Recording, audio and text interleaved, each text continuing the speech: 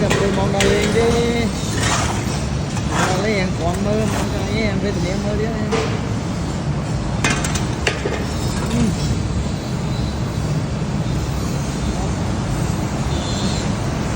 còn lan thì dương còn lan tay luôn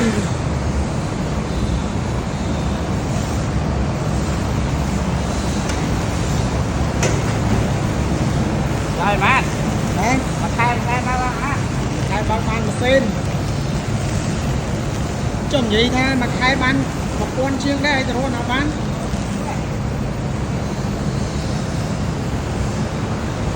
hơi cá nó lôi nó nè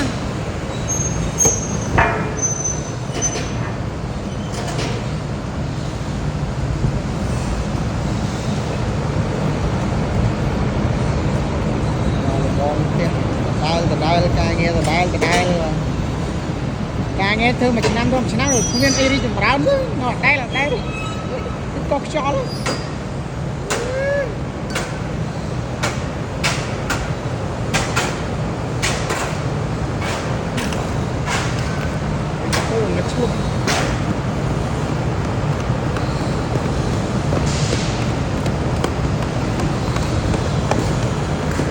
một mình không Hồng Lan đã buôn ngay tiếp chưa ra ơi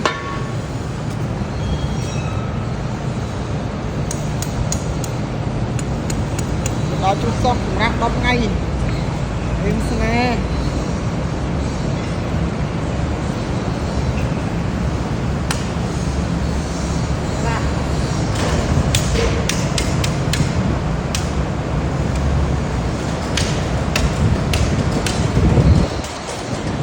quay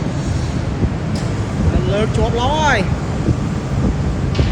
chỉ đặt chui được quá đấy chốt cây đó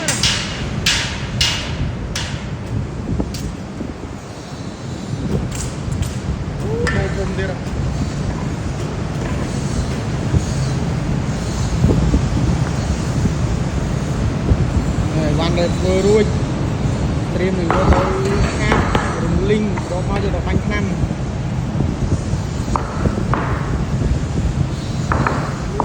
ไงตัวคงปีใบ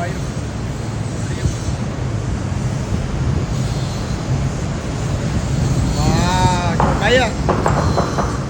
หักลึง